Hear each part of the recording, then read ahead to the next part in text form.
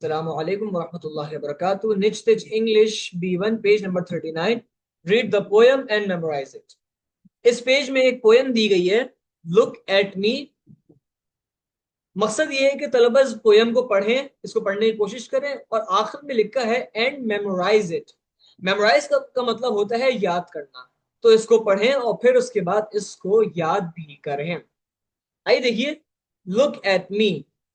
Look at me, can you see I am a Muslim child, happy as can be. Look at me, can you see?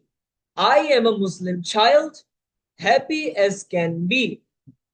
Allah's my guide by day and night.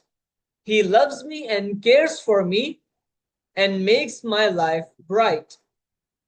Allah's my guide by day and night.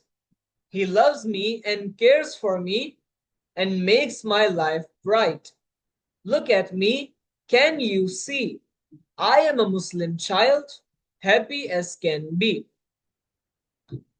फिर से देखिए, look at me, can you see?